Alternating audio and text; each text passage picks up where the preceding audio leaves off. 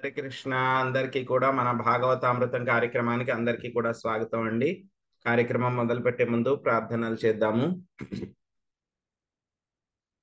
ఓం నమో భగవతే వాసుదేవాయ.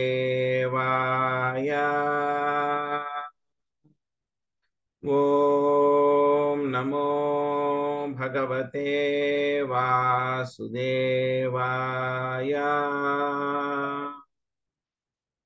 ఓం నమో భగవతే వాసుదేవాయ. ఓం నమో భగవతే వాసుదేవాయ. నారాయణం నమస్కృత్య నరం చైవ నరోత్తమం దేవీం సరస్వతిం వ్యాసం తదో జయముదీరయేత్. శృణ్వతాం స్వకథా కృష్ణ పుణ్యశ్రవణ కీర్తన హృదయంతస్థో హి అభద్రాణి విదునోతి సుహృత్సతాం. నష్టప్రాయేషు అభద్రేషు నిత్యం భాగవత సేవయా భగవతి ఉత్తమ శ్లోకే భక్తిర్భవతి నైష్టకీ. ఓం అజ్ఞానతిమిరాంధస్య జ్ఞానాంజనాశలాకయా చక్షురున్మిలితం యేన తస్మై శ్రీ గురవే నమః. శ్రీచైతన్యమనోభీష్టం స్థాపితం యేన భూతలే స్వయం రూపా కదా మహ్యం దదాతి స్వపదాంతికం. వందేహం శ్రీగురు శ్రీయుతాపదకమలం శ్రీగురున్ వైష్ణవాంశ్చ శ్రీరూపం సాగ్రజాతం సహగణ రఘునాథాన్వితం తాం సజీవం సాద్వైతం సావధూతం పరిజనా సహితం కృష్ణ చైతన్య దేవం శ్రీరాధా కృష్ణ పాదాన్ సహగణా లలితా శ్రీ విశాఖాన్వితాంశ్చ. హే కృష్ణ కరుణా సింధో దీనబంధో జగత్పతే గోపేశ గోపికా కాంత రాధా కాంత నమోస్తుతే. తప్త కాంచన గౌరాంగీ రాధే వృందావనేశ్వరి వృషభానుసుతే దేవి ప్రణమామి హరిప్రియే. వాంఛాకల్పతరుభ్యశ్చ కృపా సింధుభ్య ఏవ చ పతితానాం పావనేభ్యో వైష్ణవేభ్యో నమో నమః. జయ శ్రీ కృష్ణ చైతన్య ప్రభు నిత్యానంద శ్రీ అద్వైత గదాధర శ్రీవాసాది గౌర భక్త వృంద. హరే కృష్ణ కృష్ణ కృష్ణ హరే హరే హరే రామ రామ రామ హరే హరే. హరే కృష్ణ. ఈరోజు మనము శ్రీమద్ భాగవతము తృతీయ స్కందము 25వ అధ్యాయము 41వ శ్లోకం నుంచి చూద్దామండి. హరే కృష్ణ ప్రభుజీ దండవత్ ప్రణామ్. హరే కృష్ణ హరే మాతాజీ. కృష్ణ ప్రభుజీ దండవత్ ప్రణామాలు. హరే కృష్ణ. అందరికీ దండవత్ ప్రణామాలు. హరే హరే కృష్ణ. కృష్ణ ప్రభుజీ. హరే కృష్ణ. నాన్యత్ర మద్భగవత ప్రధాన పురుషేశ్వరాత్ ఆత్మనా సర్వభూతానాం భయం తీవ్రం నివర్తతే. సర్వశక్తి సంపన్నుడను సమస్త సృష్టికి ఆది కారణమగు దేవదేవుడును సమస్త జీవులకు పరమాత్ముడును అయిన నన్నుగాక అన్యమైన దానిని ఆశ్రయించిన వారలకు భయంకరమగు సంసార భయము ఏనాడును తొలగదు. శ్రీదేవి అడప మాతాజీ మీరు మొదటి పారాగ్రాఫ్ చదవండి. నాగం సునీత మాతాజీ రెండో పారాగ్రాఫ్, శశికళ మాతాజీ మూడో పారాగ్రాఫ్ చదవండి. హరే కృష్ణ ప్రభుజీ దండవత్ ప్రణామాలు. భాష్యము. భగవానునికి విశుద్ధ భక్తుడు కానిదే జన్మ మృత్యు వలయము ఆగదని ఇచ్చట సూచించబడినది. కనుకనే హరిం వినాన శృతిం తరంతి అని చెప్పబడినది. దేవదేవుడగు శ్రీకృష్ణుని అనుగ్రహమును బడయనిదే ఎవ్వరును జన్మ మృత్యు వలయము నుండి దాటలేరు. అదే విషయము ఇచ్చటను సమర్థింపబడినది. తన అసంపూర్ణమగు ఇంద్రియ కల్పము ద్వారా మనుజుడు పరతత్వము నెరిగే విధానమును చేపట్టవచ్చును, లేదా యోగము ద్వారా ఆత్మానుభవమునకై యత్నించవచ్చును. కాని ఎవరేది చేసినను శ్రీకృష్ణ భగవానునికి శరణు నొందినదే ఏ విధానము కూడా ముక్తి నొసగజాలదు. దీని భావము కఠిన నియమ నిబంధనలను అనుసరించుచు తపోధ్యానములను కావించేవారు వృథా ప్రయత్నము కావించుచున్నారా అని ఎవరైనను ప్రశ్నించిన అవకాశము కలదు. దానికి సమాధానము శ్రీమద్ భాగవతము 10.2.32 నందు ఏ నేరి బృందాక్ష విముక్త మానినః అని తెలుపబడినది. శ్రీకృష్ణ భగవానుడు దేవకీదేవి గర్భమునందున్నప్పుడు బ్రహ్మాది దేవతలు ఈ విధముగా ప్రార్థించిరి: ఓ అరవిందాక్ష, ముక్తులమైతిమి, భగవంతునితో ఏకమైతిమని, లేదా సాక్షాత్తుగా తాము భగవానుడేనని తలంచుచు గర్వితులయ్యని వాడు పెక్కురు కలరు. ఆ రీతిగా గర్వించును వారి బుద్ధి స్తుతి పాత్రము కాదు. నిక్కముగా వారు అల్పజ్ఞులే. వారి బుద్ధి ఉన్నతమైనను లేదా గౌణమైనను విశుద్ధమైనది కాదని అచట తెలుపబడినది. విశుద్ధమగు బుద్ధి యందు జీవుడు శరణాగతికి అన్యమైన దానిని తలంపజాలడు. కనుకనే బుద్ధిమంతుడైన వాని యందే విశుద్ధ భక్తి ఉదయించునని భగవద్గీత ధ్రువపరచుచున్నది. బహూనాం జన్మ నామంతే జ్ఞానవాన్ మాం ప్రపద్యతే. బహుజన్మల పిదప నిజముగా జ్ఞానవంతుడైన వాడే దేవదేవుడైన శ్రీకృష్ణునకు శరణము నొందగలడు. హరే కృష్ణ ప్రభుజీ, ధన్యవాదాలు.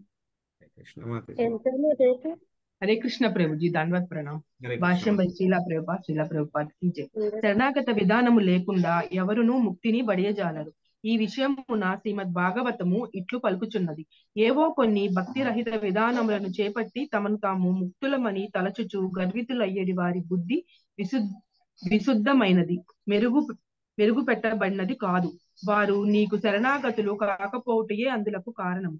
పలు విధములకు తపోనిష్ఠులను ఆచరించినప్పటికీ, బ్రహ్మానుభూతి వరకు అరుదించినప్పటికీ, బ్రహ్మ తేజస్సునందు నిలిచితిమని వారు తలిచినప్పటికీ, నిజముగా ఆధ్యాత్మిక కర్మలు లేని కారణమున వారు తిరిగి భౌతిక కర్మలలోనికి పతనము చెందుదురు.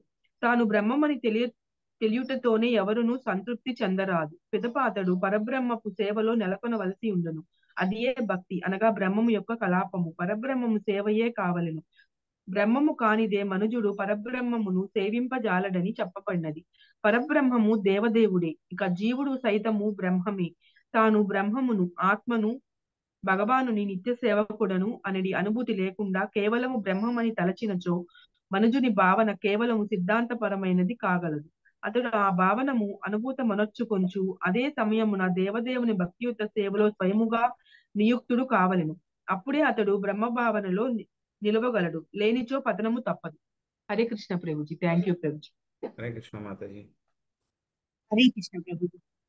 భాష్యం బై జయశ్రీల ప్రభుపాదుల వారికి జై. భక్తి రహితులైన వారు శ్రీకృష్ణ భగవాన్ని పాదపద్మముల దివ్యమగు సేవను నిర్లక్ష్యపరుతురు. కనుక వారి బుద్ధి అల్పమైనదని శ్రీమద్ భాగవతం పలుకుతున్నది. తత్కారణమున వారు పతనం చెందుదురు. జీవుడు ఏదయో నొక కర్మయందు నియుక్తుడు కావలసియే ఉండును. అతడు దివ్య సేవా కార్యక్రమమున నియుక్తుడు కానిచో లౌకిక కార్యముల్లోనికి పతనం చెందవలసినది. లౌకిక కర్మల్లోనికి పతనం చెందినంతనే జన్మ మృత్యు వలయం నుండి విడుదల కలుగబోడు. ఇచ్చట కపిల భగవానుడు నా కరుణ లేనిదే అనగా నాణ్యత్ర మద్భగవత అని పలికినాడు. అతడు ఇచ్చట భగవానునిగా అనగా దేవదేవునిగా పేర్కొనబడినాడు. అతడు షడ్గుణైశ్వర్య పూర్ణుడని ఈ విషయము సూచించుతున్నది. తత్కారణమున అతడు మనుషుని జన్మ మృత్యు వలయము నుండి ఉద్ధరింప పూర్ణంగా సముద్రుడై ఉన్నాడు. పరమపురుషుడైన కారణమున అతడు ప్రధానము అనియు పిలువబడును. సర్వుల ఎడ సముడైనను తనకు శరణము నొందిన వాని ఎడ అతడు ప్రత్యేకంగా అనుగ్రహమును కలిగి ఉండను. శ్రీకృష్ణ భగవానుడు సర్వుల ఎడ సమముగా వర్తించుననియు అతనికి శత్రుమిత్రులు లేరనియు భగవద్గీత యందు తెలుపబడినది. కానీ తనకు శరణు నొందిన వారి ఎడ ఆ దేవదేవుడు ప్రత్యేకముగా అనుగ్రహమును చూపును. అనగా కేవలము అతనిని శరణ వేయుట ద్వారా అనగా ఆ దేవదేవుని కరుణచే మనుజుడు జన్మ మృత్యు వలయం నుండి పడగలడు. దేని ఎడల అతడు జన్మలుగా అనేక మార్లు ఇతర ముక్తి విధానములను యత్నించవలసి వచ్చును. హరే కృష్ణ ప్రభు. హరే కృష్ణ మాతాజీ. సో మనకి కపిల మహర్షి చెప్తున్నారు అన్నమాట. సో ఏ విధంగా అయితే కనుక అనన్య భక్తితో అర్చించేటువంటి వాడు ఏ విధంగా ప్రవర్తిస్తాడు అనేటువంటి విషయాన్ని మనము నిన్నటి శ్లోకంలో నేర్చుకున్నాం అన్నమాట. ఇంకా ఈ శ్లోకంలో చాలా క్లారిటీతో చెప్పేస్తున్నారు అన్నమాట.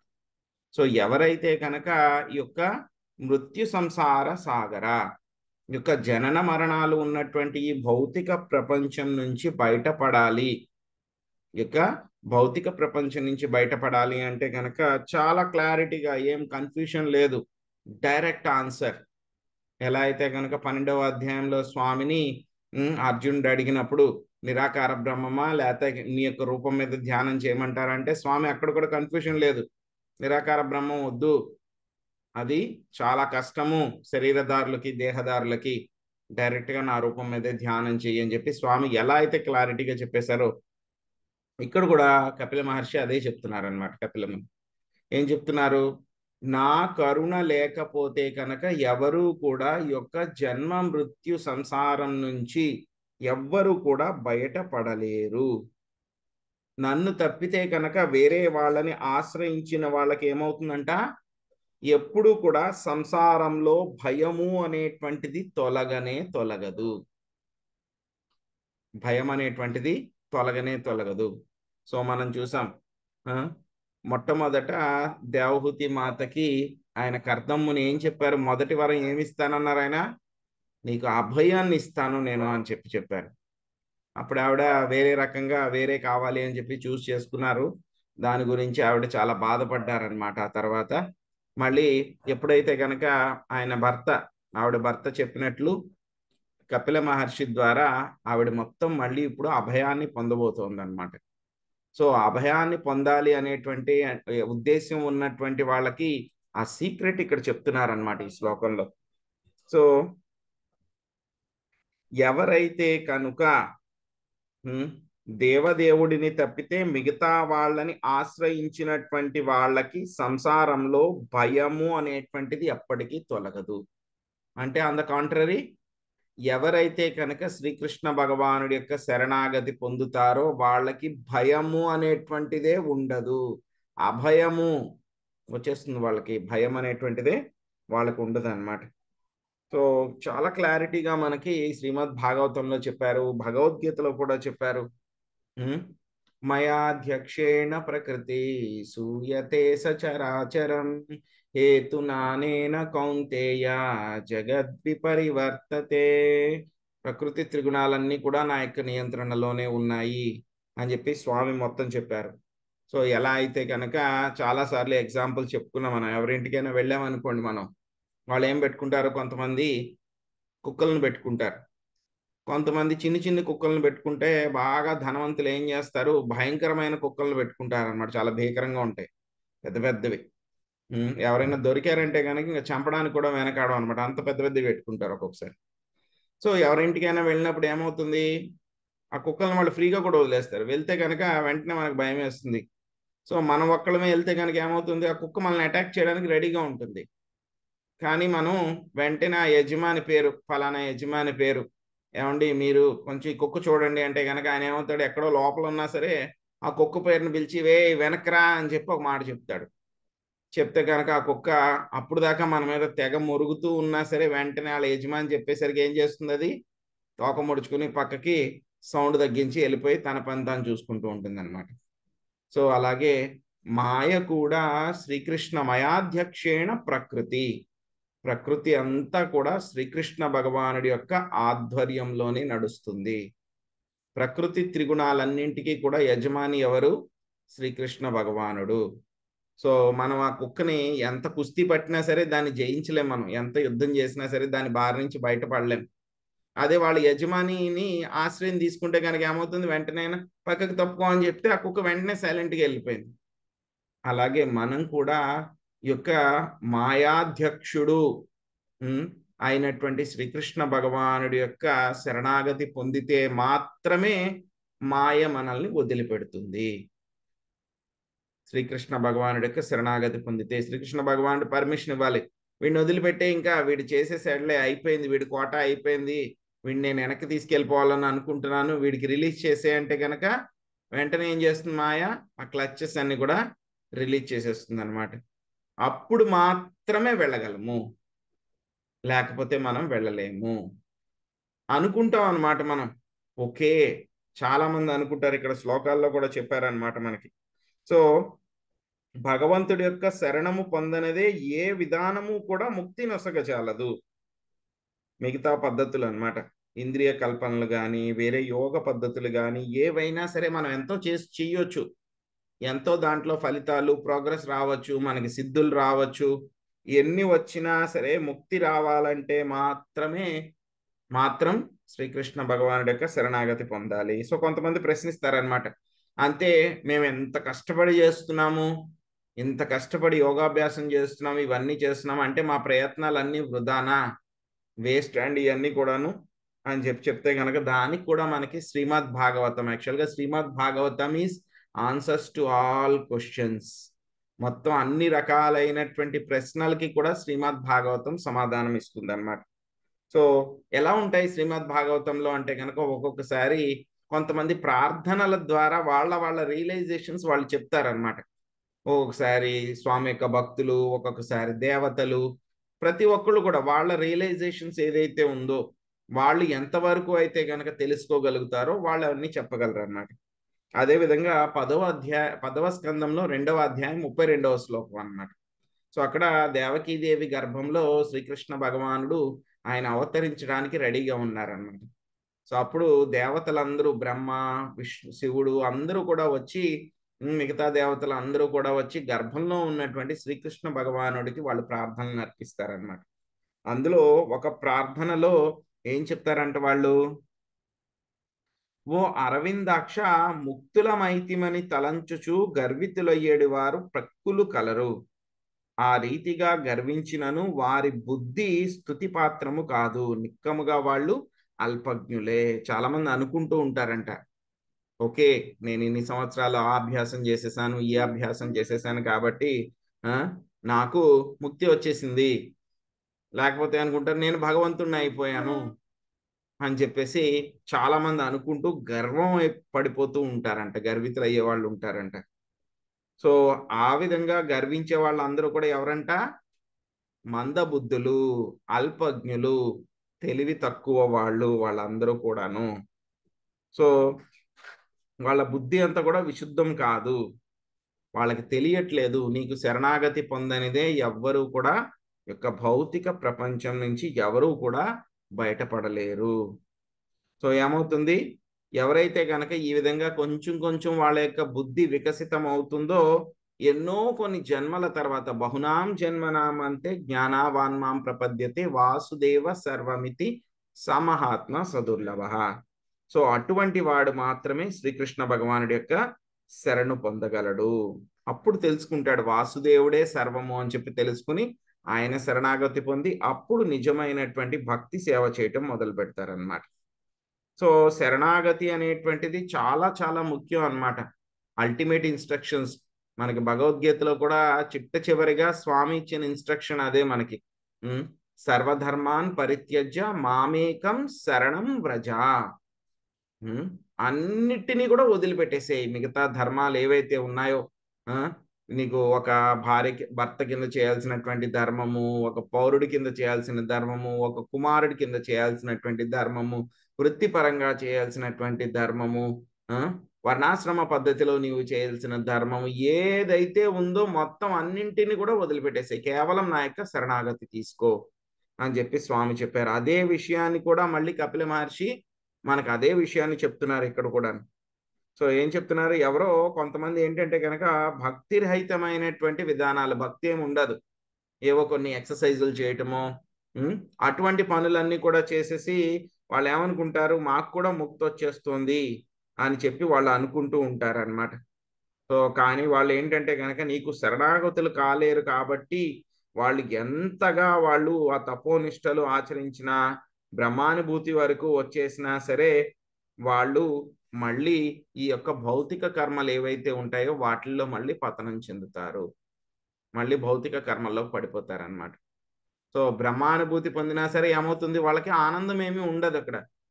సో ఆనందం ఉండదు కాబట్టి వాళ్ళు ఏం చేస్తారు, మళ్ళీ వెనక్కి వచ్చేస్తారు అనమాట. అటువంటి యోగులందరూ కూడా వచ్చేసి స్కూల్స్ ఓపెన్ చేయడము, అదేవిధంగా హాస్పిటల్స్ ఓపెన్ చేయడము, చదువు చెప్పించడము, లేకపోతే కనుక అందరికీ కూడా ఆహారం ఇప్పించడము, భోజనాలు పెట్టించడము, ఇలాంటి పనుల్లోకి వాళ్ళు దిగిపోతారు అనమాట. భక్తి వదిలేసి భక్తి తప్పితే మిగతా అన్ని కూడా చేస్తారు. సో మనం ఇస్కాన్లో కూడా ఇటువంటి పనులన్నీ కూడా చేస్తాం, అందరికీ కూడా ప్రసాదం పంచి పెట్టడము, అందరి చేత సంకీర్తన చేయించడము, ఇవన్నీ కూడా చేస్తాం. కానీ ఎలా చేస్తాము, అందులో కృష్ణుడు ఉంటారు, కానీ మిగతా వాళ్ళు చేసే దాంట్లో కృష్ణుడు ఉండరు. నేనే చేస్తున్నాను అని చెప్పేసి నేను అనేటువంటిది ఉంటుంది మిగతా వాళ్ళు చేసేటువంటిది.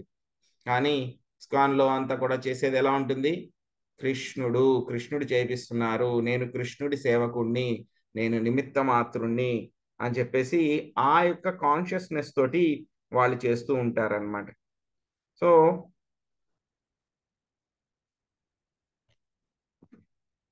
ఇదే విధంగా భక్తి లేనటువంటి వాళ్ళు ఏం చేస్తూ ఉంటారంట, శ్రీకృష్ణ భగవానుడి యొక్క పాద పద్మాల మీద ఉన్నటువంటి సేవని వాళ్ళు నిర్లక్ష్య పెడతారనమాట.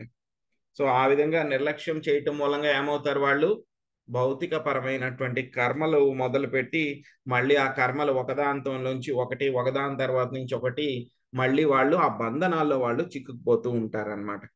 సో కాబట్టి కపిల భగవానుడు చెప్తున్నట్లు ఏంటంటే కనుక మనం స్వామి యొక్క శరణాగతి పొందితే కనుక ఆయన షడ్గుణైశ్వర్య పూర్ణుడు కాబట్టి అందరినీ కూడా ఆయన మాత్రమే ఉద్ధరించగలడు అనేటువంటి విషయం మనము తెలుసుకోవాలన్నమాట.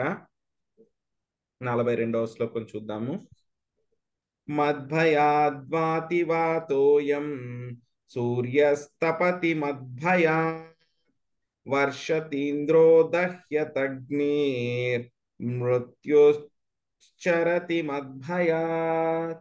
నా ఆధిపత్యము కారణముననే భయము వలన వాయువు వీచుచున్నది, నా భయము వలననే సూర్యుడు ప్రకాశించుచున్నాడు, నా భయము వలననే మేఘరాజగు ఇంద్రుడు వర్షము కురిపించుచున్నాడు, నా భయము వలననే అగ్ని దహించుచున్నది, నా భయము చేతనే మృత్యువు చరించుచున్నది. చందన మాతాజీ మొదటి పారాగ్రాఫ్ చదవండి, స్వప్న మాతాజీ రెండో పారాగ్రాఫ్ చదవండి. హరే కృష్ణ ప్రభుజీ, దండవత్ ప్రణామాలు. హరే కృష్ణ. శ్రీల ప్రభుపాదుల వారి భాషణం. శ్రీల ప్రభుపాదుల వారికి జై. తన అధ్యక్షత అందే ప్రకృతి నియమములు తమ కలాపములు చక్కగా నెరవేర్చుచున్నవి. దేవదేవుడు శ్రీకృష్ణుడు భగవద్గీత యందు పలికి ఉన్నాడు, ఎటువంటి అధ్యక్షత లేకనే ప్రకృతి అప్రయత్నంగా పనిచేయుచున్నదని ఎవరునూ తెలపరాదు. మేఘములు ఇంద్రునిచే నియమింపబడిననియు, ఉష్ణము సూర్యునిచే వనగబడినదినియు, చల్లని చంద్రకాంతి చంద్రునిచే ప్రసరింపబడినదినియు, వాయువు వాయుదేవుని ఏర్పాటుచే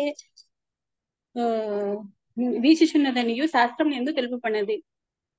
ఈ దేవతలందరికీ దేవదేవుడు ప్రధానుడు, నిత్యనః సచేతనం. దేవతలు కూడా సాధారణ జీవులే, కానీ వారికి గల శ్రద్ధ కారణమున, వారి భక్తి భావము కారణమున వారికి పదవులు ఒసగబడినవి. చంద్రుడు, వరుణుడు, వాయువు మొదలగు ఆ దేవతలు నిర్దేశకులు, అధికార దేవతలు అని పిలువబడుదురు. వారు ఆయా శాఖలను అధిపతులు. భగవానుని ప్రభుత్వము ఒకరి లేక రెండు లోకములు గాక కోట్లాది లోకములు కోట్లాది విశ్వములు కూడి ఉన్నది. దేవదేవుని ప్రయత్నము అత్యంత పెద్దవి కనుక అనేక మంది సహాయకులు అతన్ని అవసరము. దేవతలు అతన్ని దేహాంగములుగా పరిగణింపబడిరి. వేదవాంగ్మయమున ఈ విషయంలోననియు వర్ణితమైనవి. ఈ విధంగా సూర్యుడు, చంద్రుడు, అగ్నిదేవుడు, వాయుదేవుడు దేవదేవుని అధ్యక్షతన పనిచేయుచున్నారు. ఇదే విషయం భగవద్గీత యందు మయాధ్యక్షేణ ప్రకృతి మాయతే సచరం అని ధృవపరచబడినది. ప్రకృతి నియమాలనియు అతని అధ్యక్షతన యందే నెరవేర్చబడినవి. దేవదేవుడు పూర్వాంగమును వల్లే ఉన్న కారణంన ప్రతిదీ నింపబడము గాను సక్రమంగాను ఒనగూడుచున్నది. హరే కృష్ణ ప్రభుజీ. హరే కృష్ణ మాతాజీ.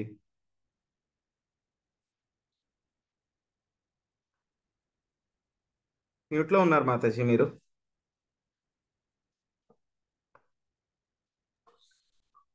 హరే కృష్ణ ప్రభుజీ. హరే కృష్ణ మాతాజీ. దేవదేవునికి శరణాగతుడైన వాడు సమస్త ప్రభావముల నుండి సంపూర్ణముగా రక్షింపబడును. అతడు ఇక వేరెవరిని సేవింపబడు లేదా వేరెవరికి ఉపకారబద్ధుడై ఉండడు. అలాగని ఎవ్వరి ఎడను అగౌరవమును కూడా చూపడు. కానీ అతని ఆలోచన శక్తి అంతయు దేవదేవుని సేవయందే సంలగ్నమై ఉండును. తన నిర్దేశమందే వాయువు వీచుచున్నది, అగ్ని జ్వలించుచున్నది, సూర్యుడు ప్రకాశించుచున్నాడనేది కపిల భగవాను వచనములు ఏవో అభిప్రాయ వాదములని భావించరాదు. భాగవతపు భక్తులు ఎవరో ఒకరిని దేవదేవునిగా ఊహించి అతనికి అనేకమగు యోగ్యతలు కట్టబెట్టుదురని నిరాకారవాదులు పలుకుచున్నారు. కానీ వాస్తవమునకు అది ఊహగానే కృత్రిమగు శక్తిని దేవదేవుని నామమును నొప్పించుట గాని కాదు. వేదంలందు కూడా భీష్మాస్మాద్వాత పవతే భీషోదేతి సూర్య, దేవదేవుని భయము చేతనే వాయుదేవుడు సూర్యదేవుడు పనిచేయుచున్నారని తెలుపబడినది. భీషాస్మాద్ అగ్నిశ్చేతంశ్చ మృత్యుర్ధావతి పంచమః, అగ్ని చంద్రుడు మృత్యువు సైతము అతని నిర్దేశమందే వర్తించుచున్నారు. ఇవే వేద వచనములు. Hare Krishna Prabhuji. Thank you Prabhuji. Hare Krishna Mataji. So ఇప్పుడే మనం ఏం చెప్పుకున్నాం, మయాధ్యక్షేణ ప్రకృతి సూయతేస చరాచర. మొత్తం ప్రకృతి అంతా కూడా నా ఆధ్వర్యంలోనే నడుస్తుంది అని చెప్పి మనం ఇప్పుడే చెప్పుకున్నాం. సో దానికి ఇంకా కంటిన్యూషన్ గా కపిల ముని చెప్తున్నారు అన్నమాట. ఏం చెప్తున్నారు ఇక్కడ, చాలా డీటెయిల్డ్ గా చెప్తున్నారు. డీటెయిల్డ్ గా అంటే కనుక అందులో ఇంకా అనుమానం ఏమీ లేదు, స్ట్రైట్ ఫార్వర్డ్ గా చెప్పేస్తున్నారు. ఏం చెప్తున్నారు, సో చాలా మంది అంటూ ఉంటారు అనమాట, వాళ్ళకి తెలియనటువంటి వాళ్ళు అనమాట. సో మీకు ఒక దేవుడు కాదు, ఎంతో బోల్డ్ మంది దేవుళ్ళు, దానికైతే కనుక ఇక్కడికి వెళ్తారు, సోమవారం అయితే కనుక అక్కడికి వెళ్తారు, మంగళవారం ఇక్కడికి వెళ్తారు, ఆదివారం అక్కడికి వెళ్తారు, బుధవారం ఇక్కడికి వెళ్తారు అని చెప్పేసి వాళ్ళు చెప్తూ ఉంటారు అనమాట. సో ఎవరైనా సరే వాళ్ళు చెప్పినప్పుడు మనకు కూడా ఏంటంటే కనుక చాలా మందికి ఎవరు కూడా భగవద్గీత అనేటువంటిది వాళ్ళ ఇంట్లో ఉండదు. ఫస్ట్ ఆఫ్ ఆల్ ఉన్నా సరే చాలా మంది ఏంటంటే కనుక దాన్ని చదువుకోకుండా అలా పుస్తకాన్ని దేవుడి గదిలో పెట్టేసి ఏడాదికి ఒకసారి దాన్ని తీసి దుమ్ము దులిపి ఒకసారి దండం పెట్టుకుని మళ్ళీ లోపల పెట్టేస్తారు అన్నమాట. చాలా మంది అలాగే ఉంటారు. సో కొంతమంది ఏంటంటే కనుక తీసి చదవడానికి ప్రయత్నిస్తూ ఉంటారు. ప్రయత్నించినప్పుడు వాళ్ళు ఏంటి, శ్లోకాలు మాత్రం చదివేసుకుంటారు. మొత్తం 1వ శ్లోకము, 1వ అధ్యాయం, 2వ అధ్యాయం చదివేసుకుంటూ వెళ్ళిపోతారు అనమాట. సో వాళ్ళకి అర్థం ఏమీ తెలీదు. కొంతమందికి ఏంటంటే కనుక భగవద్గీత ఉండదు వాళ్ళ ఇంట్లో, కొంతమందికి భగవద్గీత ఉంటుంది కానీ ఏడాదికి ఒకసారి దాన్ని దుమ్ము దులిపి బయటికి తీస్తారు. కొంతమంది ఏంటంటే కనుక శ్లోకాలను తీస్తారు, శ్లోకాలు మాత్రం చదువుకుంటూ వెళ్ళిపోతారు. సో కొంతమంది ఏంటంటే కనుక దానికి అర్థం కూడా చదువుతారు కానీ వాళ్ళకి అర్థం అవ్వదు. కానీ మనం అదృష్టవంతులం కాబట్టి ప్రభుపాద్ గారు ఏం చేశారు, భగవద్గీత ఇచ్చారు, శ్లోకం ఇచ్చారు, అనువాదం ఇచ్చారు, భాష్యం ఇచ్చారు. ప్రభుపాద్ గారి యొక్క భాష్యం లేకపోతే కనుక మనం భగవద్గీత కానీ భాగవతం కానీ అసలు అర్థం చేసుకోలేము అనమాట. సో ఆయన చిన్నపిల్లవాడికి అరటిపండు వలిచి నోట్లో పెట్టేంతగా చాలా సింపుల్గా భాష్యాలన్నీ కూడా రాశారనమాట. సో ఒక్కొక్కసారి చదువుతున్నప్పుడు అనిపిస్తూ ఉంటుంది, ఇంత పెద్ద భాష్యం రాశారేంటి ప్రభుపాద్ గారు, ఎందుకు ఇది అని చెప్పని అనిపిస్తూ ఉంటుంది అనమాట. కానీ మనకు అప్పుడప్పుడు ఏదైనా డౌట్ వచ్చింది అనుకోండి, ఏదో పర్టికులర్ శ్లోకం రెఫర్ చేయాలని వచ్చినప్పుడు అది బాగా చదువుతూ ఉంటే కనుక ఆహా ఎంత బాగా రాశారు ప్రభుపాద్ గారు ఈ భాష్యము, ఇది లేకపోతే కనుక మనకు అర్థమే అవ్వదు కదా అని చెప్పి అనిపిస్తూ ఉంటుంది అనమాట. సో మనం ఏంటంటే కనుక భగవద్గీత ముందు భగవద్గీత చదివిన తర్వాత భాగవతం మొదలు పెట్టండి అని చెప్పి చెప్తారనమాట. సో ఎందుకంటే కనుక భగవద్గీతలో వచ్చినటువంటి విషయాలే మళ్ళీ భాగవతంలో విత్ పాస్ట్ టైమ్స్ ఇంకా ఎలాబరేట్గా అవన్నీ కూడా ఎక్స్ప్లెనేషన్ ఇచ్చారనమాట. సో ఇక్కడ మయాధ్యక్షైన ప్రకృతి అనేటువంటి విషయం వచ్చింది. ప్రకృతి త్రిగుణాల గురించి స్వామి చెప్పారు, ఆ శ్లోకం వస్తుంది. సో దానికి మళ్ళీ ఎక్స్ప్లెనేషన్ ఇక్కడ వస్తుంది. సో అదే విధంగా మళ్ళీ ఏం చెప్తున్నారు ఇక్కడ, ఎవరైతే కనుక చెప్పుకున్నాం కదా, మనం చాలా మందికి తెలియదు దేవతల గురించి కానీ ఎందుకు ఇంతమంది ఉన్నారని చెప్పేసి చదివితే భగవద్గీత ఓపెన్ చేసి చదివితే కనుక వాళ్ళకి అర్థం అవుతుంది. అర్థమైతే కనుక సమాధానం చెప్పగలరు ఎవరైనా సరే. మిమ్మల్ని వచ్చి అడిగితే కనుక వెంటనే సమాధానం చెప్పగలరు. మనకి గవర్నమెంట్లో ఏ గవర్నమెంట్లో అయినా సరే ఎంతమంది ఉంటారు మినిస్టర్స్? చాలా మంది ఉంటారు మినిస్టర్లు. కానీ చీఫ్ మినిస్టర్ ఎవరు ఎంతమంది ఉంటారు? ఒక్కళ్ళే ఉంటారు. కానీ వాళ్ళందరూ కూడా గవర్నమెంట్ దగ్గర నుంచే వాళ్ళందరికీ కూడా అధికారం వస్తుంది. సో అలాగే దేవతలు, చాలా మంది దేవతలు ఉన్నా సరే వాళ్ళందరూ కూడా శ్రీకృష్ణ భగవానుడి యొక్క యూనివర్సల్ గవర్నమెంట్లో వాళ్ళందరూ కూడా ఒక్కొక్క డిపార్ట్మెంట్కి వాళ్ళు ఇన్ఛార్జ్, అంటే ఒక్కొక్క డిపార్ట్మెంట్కి వాళ్ళు మినిస్టర్స్. సో ఎలా అయితే కనుక మనకి గవర్నమెంట్ డిపార్ట్మెంట్లో హోమ్ మినిస్టర్ ఉంటారు, హెల్త్ మినిస్టర్ ఉంటారు, ఎడ్యుకేషన్ మినిస్టర్ ఉంటారు, రెవెన్యూ మినిస్టర్ ఉంటారు, హోమ్ మినిస్టర్ ఉంటారు, ఎలా అయితే ఉంటారో అదే విధంగా మొత్తం ఒక చిన్న గవర్నమెంట్ నడపాలంటేనే ఇంతమంది ఉంటారు. అలాంటిది మొత్తం విశ్వం అంతా కూడా కొన్ని కోట్ల గ్రహాలు ఇవన్నీ కూడా ఉన్నాయి. వాటిలన్నిటినీ కూడా నడపడానికి కూడా ఇన్ఛార్జీలు ఉంటారు. ఆ యొక్క ఇన్ఛార్జీలే మనకి ఎవరు? సూర్యుడు, చంద్రుడు, ఇంద్రుడు, అగ్ని, వరుణ, వీళ్ళందరూ కూడా అన్నమాట. వీళ్ళందరూ కూడా ఎలా అయితే కనుక ఆ మినిస్టర్ గారికి కొంచెం కొంచెం ఫెసిలిటీస్ అన్ని కూడా ఇస్తారు కదా, సెపరేట్ కార్ ఇస్తారు ఆయనకి, పిఏ ఇస్తారు, ఫోన్ ఫెసిలిటీ ఇస్తారు, ఇంకా చాలా చాలా ఫెసిలిటీస్ ఇస్తారు. అలాగే యూనివర్సల్ గవర్నమెంట్ నడిపేటువంటి వాళ్ళు ఎవరైతే ఉన్నారో వాళ్ళకి కూడా కొన్ని స్పెషల్ ఫెసిలిటీస్ అన్ని కూడా ఇస్తారనమాట. సో కానీ ఎన్ని ఫెసిలిటీస్ ఇచ్చినా సరే వాళ్ళందరూ ఎవరి ఆధీనంలో పనిచేస్తారు? చీఫ్ మినిస్టర్ ఆధీనంలో పనిచేస్తారు. సీఎం గారు వచ్చి ఏమైనా పలానా మీ డిపార్ట్మెంట్లో ఇది సరిగ్గా జరగట్లేదంట చూసుకో, తేడా వచ్చిందంటే ఊరుకొని అన్నారు అనుకోండి, వీరు అలర్ట్ అయిపోతారు వెంటనే. మీ డిపార్ట్మెంట్లో ఇది చెయ్యాలి కదా, ఇది ఎందుకు చేయలేదు, నాకు రిపోర్ట్ ఇవ్వండి అంటే కనుక వెంటనే అవన్నీ కూడా చేపిస్తారనమాట. అలాగే ఇక్కడ చెప్తున్నారనమాట, శ్రీకృష్ణ భగవానుడి యొక్క భయం వలనే సూర్యుడు ప్రకాశిస్తున్నాడు. సూర్యుడు ఎప్పుడైనా రెస్ట్ తీసుకుంటాడండి? మనకైతే కనుక ఒక సండే ఉంది, సండే రోజు మనం చాలా లేట్గా లేవడమో స్లోగా వెళ్ళడమో అవన్నీ కూడా చేస్తూ ఉంటాం. కానీ సూర్యుడికి ఏమన్నా రెస్ట్ ఉందండి? ఆయనకి రెస్ట్ లేదు. ఆయనకి ఎప్పుడూను 365 days ఆయన తిరుగుతూనే ఉంటాడు. అది కూడా ఏంటి, కాన్స్టెంట్ స్పీడ్ ఎక్కడ తగ్గించడానికి వీల్లేదు. స్పీడ్ తగ్గిస్తే కనుక ఏమవుతుంది, ఇంకో ఊర్లో వెలుతురు రాదు, పగలవ్వదు, మొత్తం సృష్టి ఆగిపోతుంది. కాబట్టి సూర్యుడు మరి ఒక్కరోజు కూడా రెస్ట్ తీసుకోకుండా మరి ఎందుకు వెళ్తున్నాడు ఆయన? ఎవరి భయం వల్ల చేస్తున్నాడు ఆయన? ఎందుకంటే భయం ఉండాలి. చిన్నపిల్లలు కూడా చూడండి, టీచర్ గారు భయం లేదనుకోండి వాళ్ళు హోంవర్క్లు చేయరు. భయం ఉంటే కనుక హోంవర్క్లు చేసేస్తారు, టైం టు టైం కరెక్ట్గా హోంవర్క్లు చేసేస్తారు. ఆ భయం లేకపోతే కనుక చేయరు వాళ్ళు. అలాగే యొక్క యూనివర్సల్ గవర్నమెంట్లో మినిస్టర్స్ అయినటువంటి సూర్యుడు, చంద్రుడు, వీళ్ళందరూ కూడా శ్రీకృష్ణ భగవానుడి యొక్క భయం వలనే వాళ్ళ డ్యూటీ వాళ్ళందరూ కూడా పెర్ఫెక్ట్గా చేస్తున్నారు. గాలి కూడా శ్రీకృష్ణుడి భయం వల్లనే వీస్తోంది. అగ్ని కూడా శ్రీకృష్ణుడి భయం వల్లనే దహిస్తోంది. ఇంద్రుడు కూడా వర్షాలని శ్రీకృష్ణుడి భయం వల్లనే ఆయన ఇస్తున్నాడు. సో ఆయన భయం చేతే మృత్యువు కూడా తన యొక్క పని చేస్తోంది. మృత్యువు కూడా తన యొక్క పని చేస్తూ ఉందన్నమాట. సో ఇంకా ఎవరైతే కనుక భగవంతుడికి శరణాగతుడు అవుతారో మొత్తం అన్ని ప్రభావాల నుంచి కూడా వాళ్ళు రక్షించబడతారు. సో మనం కనుక వేరే వాళ్ళ దగ్గరికి వెళ్తే కనుక ఏవో వాళ్ళు ఇచ్చేటువంటివి టెంపరీగా ఉంటాయి అన్నమాట బెనిఫిట్స్. కానీ శ్రీకృష్ణ భగవానుడి మీద సంలగ్నం అయితే మాత్రం ఏమవుతుంది, మనకు వచ్చేటువంటివి చాలా పరిపూర్ణంగా ఉంటాయి అన్నమాట. సో కాబట్టి శ్రీకృష్ణ భగవాన్ మయాధ్యక్షేణ ప్రకృతి, ఆయన ఆధ్వర్యంలోనే మొత్తము దేవతలందరూ కూడా వాళ్ళ యొక్క పనులు చక్కగా నిర్వహిస్తూ ఉన్నారనమాట. సో కొంతమంది అంటూ ఉంటారనమాట, భాగవతంలోనే మీరు ఈ విధంగా చెప్తున్నారా, సో భాగవతంలో శ్రీకృష్ణుని ఏదో చాలా పెద్దగా చూపించేసి మిగతా వాళ్ళందరూ ఏమీ లేదని, అందరి మీద అథారిటీ ఉందని చెప్పి మీరు చూపించేస్తూ ఉన్నారు, ఏదో ఒక కృత్రిమంగా మీరు తయారు చేసేస్తున్నారు అని చెప్పేసి చెప్తారనమాట కొంతమంది నిరాకారవాదులు. సో అంతా కూడా శూన్యము అని చెప్పేటువంటి వాళ్ళు, భగవంతుడికి రూపం లేదు అని చెప్పేటువంటి వాళ్ళందరూ కూడా కొంతమంది చెప్తూ ఉంటారు. కానీ వేద వచనాలు ఆ విధంగా చెప్పట్లేదు అనమాట. ఏం చెప్తున్నాయి? భీష్మస్వాద్ వాత పవతే భీషోదేతి సూర్య, భీష్మస్మాద్ అగ్నిశ్చేంద్రశ్చ మృత్యుర్ధావతి పంచమః. సో దేవదేవుని భయం వలనే వాయుదేవుడు సూర్యదేవుడు పనిచేస్తూ ఉన్నారు.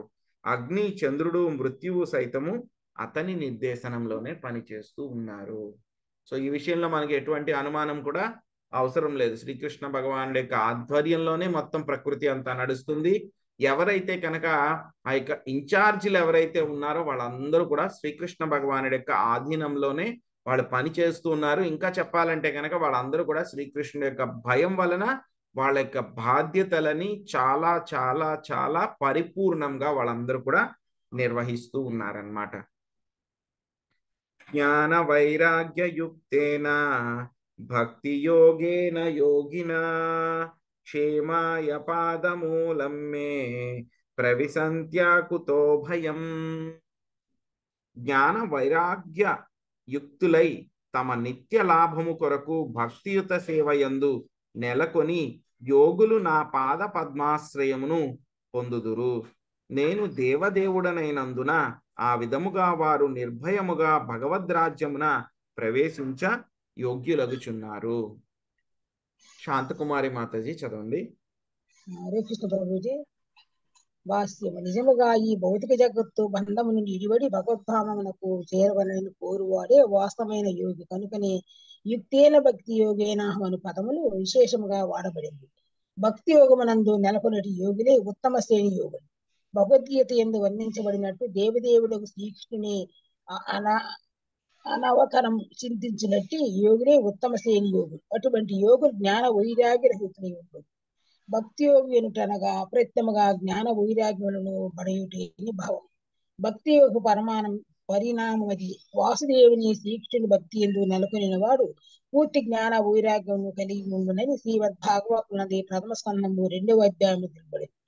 అవిని ప్రస్తావించటకు అన్యమగు వివరణ చేయనది లేదు. ఆహైతికి అనగా ఎటువంటి కారణము లేకనేవి వచ్చి చేరును. మనుషుడు నిరక్షరక్షిణు కేవలం భక్తియుత సేవ ఎందు నెలకొనిన కారణమున శాస్త్ర జ్ఞానమంతయు అతని నిజితముగా కలదు. ఈ విషయం ఏదవాధ్యమునందు తెలుపబడేది. దేవదేవుని ఎందు గురువునందు పూర్ణ విశ్వాసము శ్రద్ధ కలవానికి వేదసారమంతయు అపరిత్యముగా వెల్లడి. దానిని అతను ఇరుగా కోరవలసిన అవసరం లేదు. అనగా భక్తి యోగమునందు నెలకొంటి యోగులు జ్ఞాన వైరాగ్య పూర్ణయుందురు. జ్ఞాన వైరాగ్యములు లోపించినచో మనుషుని ఎందు పూర్ణ భక్తి రాలేదని అవగతం చేసుకొనవలెను. సారాంశం ఏమనగా దేవదేవుడు శ్రీకృష్ణ భగవాని పాదపద్మలను శరణ చుచ్చినదే ఎవరును ఆధ్యాత్మిక రాజ్యంలోనికి భగవాన్ నిరాకార బ్రహ్మజ్యోతిలోనికి గాని లేదా బ్రహ్మజ్యోతి అందిన వైకుంఠ లోకంలోనికి గాని ప్రవేశించగలడు. శరణాగత జీవులే అకుతో భయం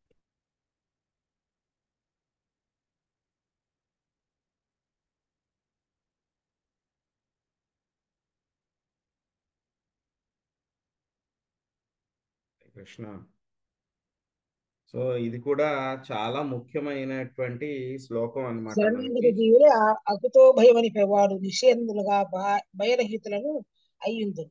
భగవద్ధామను వారి ప్రవేశించితమై ఉండును. హరే కృష్ణ ప్రభుజీ. దండ ప్రమాణాలు. హరే కృష్ణ మాతాజీ.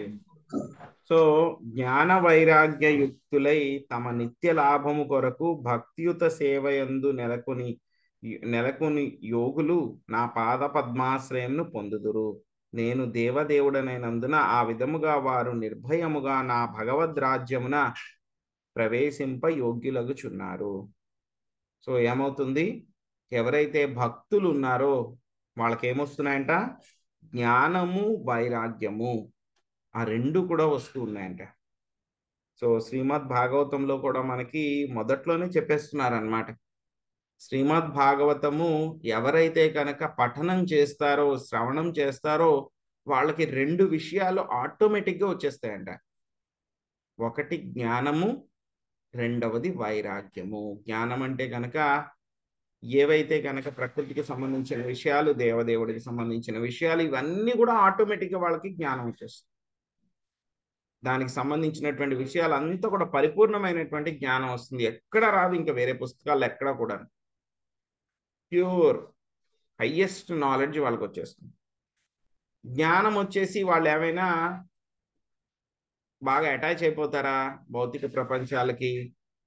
అది చేయాలి ఇది చేయాలని ఆతృత పడుతూ ఉంటారా అంటే కనుక ఏం చేస్తారు తర్వాత భక్తులు?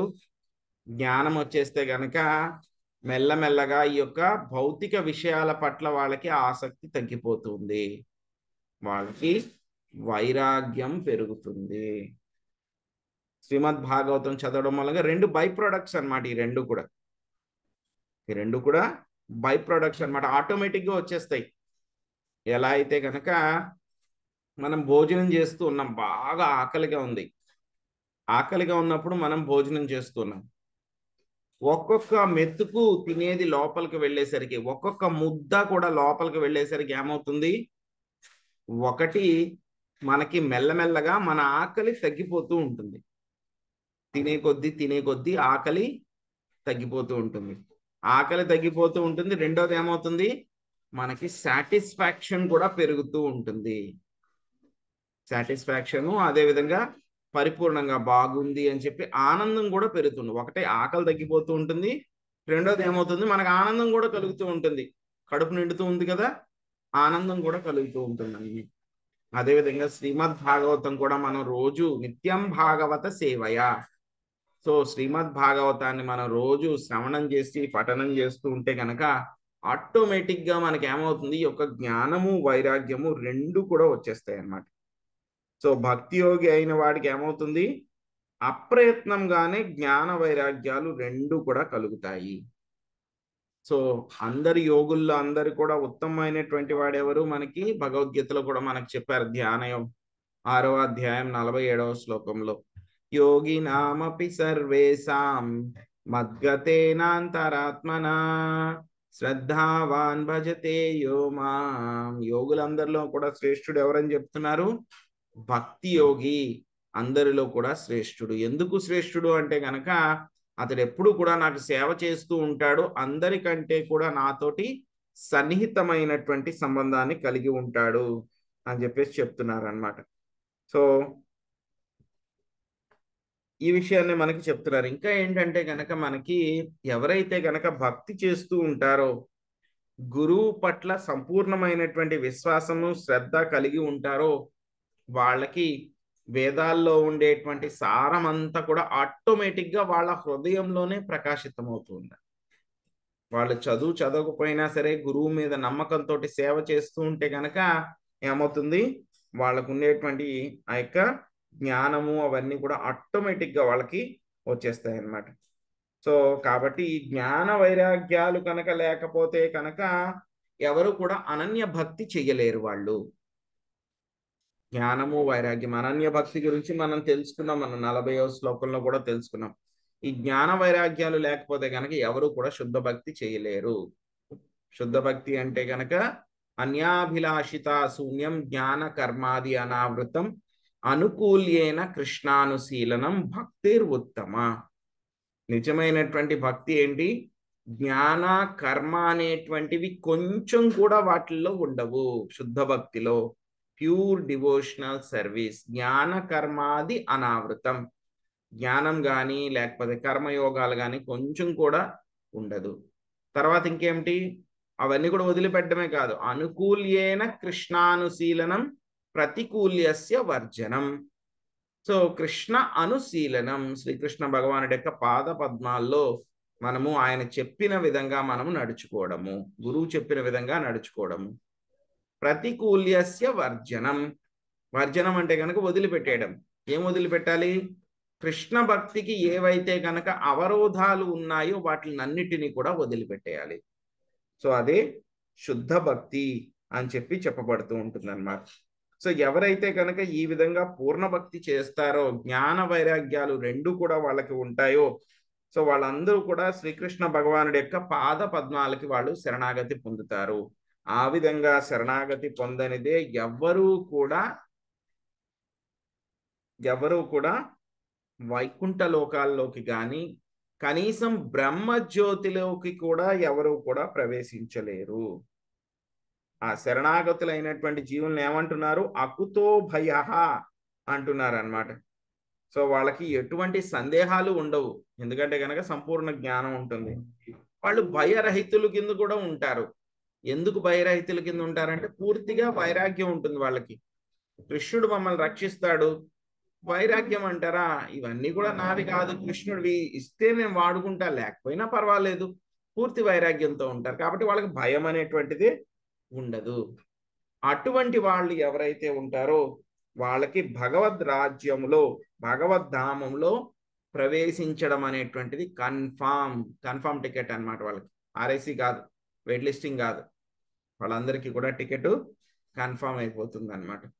టికెట్ కన్ఫామ్ అయిపోయిన తర్వాత కూడా ఇంకా కొంచెం వెయిటింగ్ లిస్ట్లోనే, కన్ఫామ్ అయిపోయిన తర్వాత కూడా ఇక్కడే ఉండేటువంటి వాళ్ళని ఏమంటారు? జీవన్ముక్తులు అని అంటారు అనమాట. వాళ్ళకి టికెట్ కన్ఫామ్ అయిపోయింది, అయినా సరే వాళ్ళు వెళ్ళడానికి ఇంకా కొంచెం టైం ఉందన్నమాట. సో వాళ్ళని జీవన్ముక్తులు అని అంటారు అనమాట.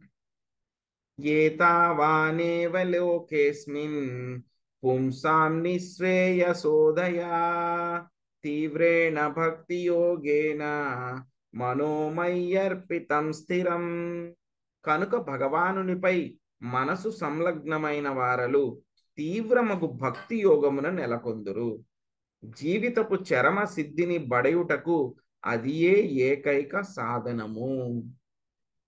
సో ఇక్కడ చివరిగా చెప్పినటువంటి ఇన్స్ట్రక్షన్స్ ఏవైతే ఉన్నాయో, కపిల మహర్షి చెప్పినటువంటి ఇన్స్ట్రక్షన్స్, సో పర్టికులర్ గా అయితే కనుక చూస్తున్నాం కదా మనము 34వ శ్లోకం దగ్గర నుంచి 44వ శ్లోకం వరకు కూడా చెప్పినవన్నీ కూడా అన్ని ఆణిముత్యాలు అనమాట ఈ శ్లోకాలన్నీ కూడా. సో మనందరికీ కూడా చెయ్యవలసినటువంటివి అనమాట ఇవన్నీ కూడా, తప్పకుండా మనం పాటించాల్సినటువంటి శ్లోకాలు. సో ఈ శ్లోకం యొక్క భాష్యము చూద్దాం మనము. లక్ష్మీదేవి మాతాజీ చదవండి.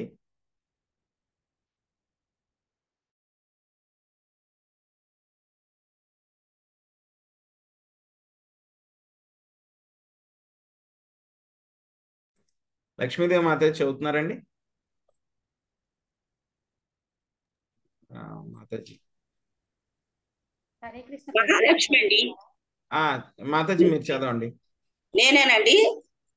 మీరు చదవండి మాతాజీ.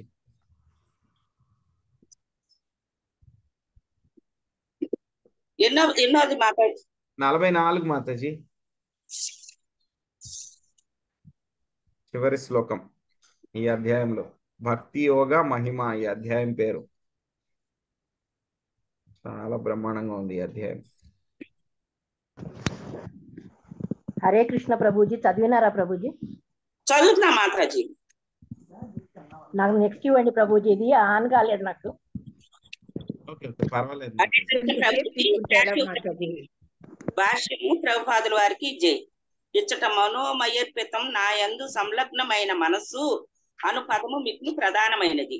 మనుజుడు తన మనస్సును శ్రీకృష్ణ భగవాన్ని అందే లేదా అతని అవతారపు పాదపద్మముల యందు నిలుపవలెను. ఆ రీతిని స్థిరముగా మనస్సును నెలకొల్పగలుగుటయే ముక్తికి మార్గము. దీనికి అంబరీష్ మహారాజే చక్కని ఉపమానము. అతడు తన మనస్సును శ్రీకృష్ణుని పాదపద్మముల పైనే నిలిపెను. అతడు కేవలము ఆ దేవదేవుని లీలల పైననే ప్రసంగించును. శ్రీకృష్ణునికి అర్పించిన పుష్పములు తులసీ దళములనే ఆఘ్రాణించును. ముకుందుని మందిరమునకే ప్రయాణించును. శ్రీహరి మందిర మార్జనముననే తన హస్తములను వినియోగించును. ఆ దేవదేవునికి అర్పించిన ఆహార పదార్థములను ప్రసాద రూపమున రుచి చూచుటయందే జిహ్వను నెలకొల్పిను. అచ్యుతుని మహిమాన్విత లీలల శ్రవణమునందే కర్ణములను నియోగించును. ఆ విధముగా అతని ఇంద్రియములన్నీ యుక్తముగా భక్తి యందు నెలకొనినవి.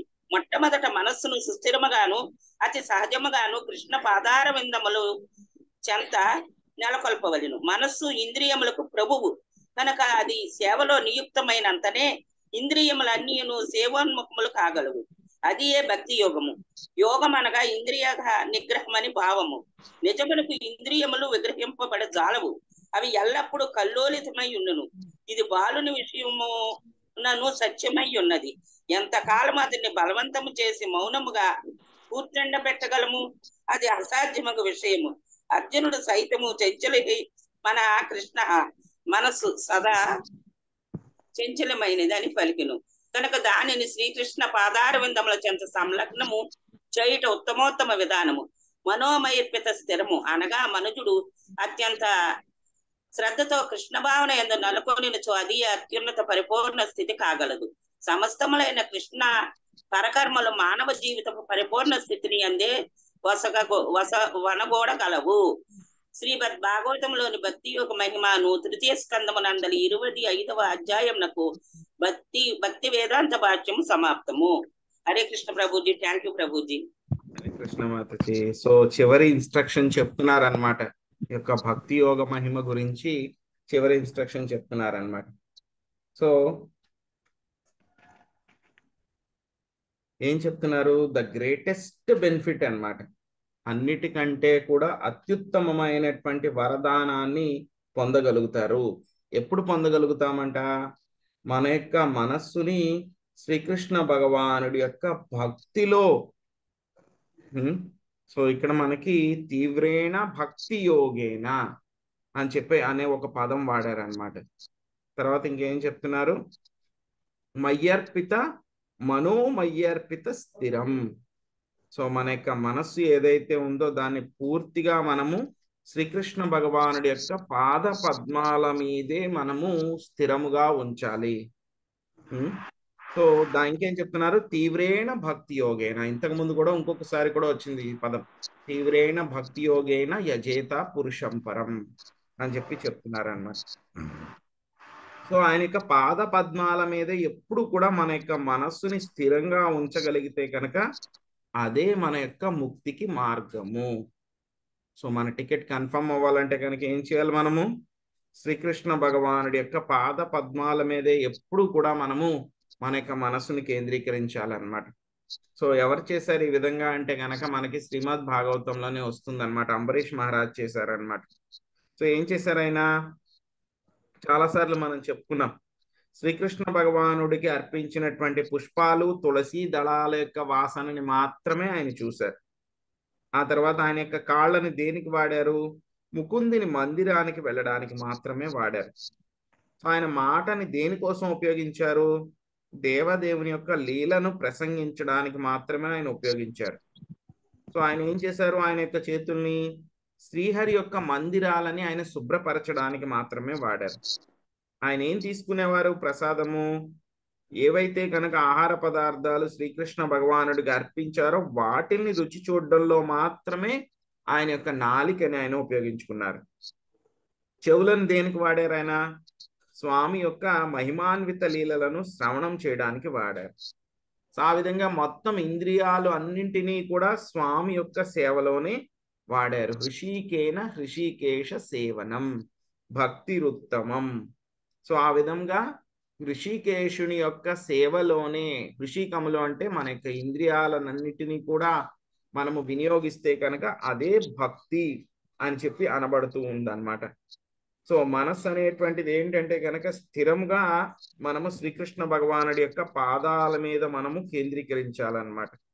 సో ఎప్పుడైతే కనుక మనస్సు శ్రీకృష్ణ భగవానుడి యొక్క పాదాల మీద నియుక్తమైతే కనుక సో మనస్సు అనేటువంటిది ఏంటి? ఇంద్రియాలకి కంట్రోలర్ అన్నమాట. కాబట్టి ఇంద్రియాలు కూడా ఆటోమేటిక్ గా శ్రీకృష్ణ భగవానుడి యొక్క పాద పద్మాల మీదే అవి కూడా కేంద్రీకరించబడతాయి అన్నమాట. దీన్ని ఏమంటారు? ఇంద్రియ నిగ్రహము. ఇంద్రియాలని మనము కంట్రోల్ చేయడం అన్నమాట. మామూలుగా అయితే కనుక ఇంద్రియాలు చాలా కష్టం అన్నమాట వాటిని కంట్రోల్ చేయడం. చిన్నపిల్లలు ఉన్నారనుకోండి, ఏమీ తెలియలేదు, ఇంకా భయం కూడా తెలియదు అనుకోండి ఆ పిల్లల్ని, వాళ్ళని మనము కుదురుగా ఒక చోట కూర్చోబెట్టడం అనేటువంటిది చాలా చాలా చాలా కష్టం అన్నమాట.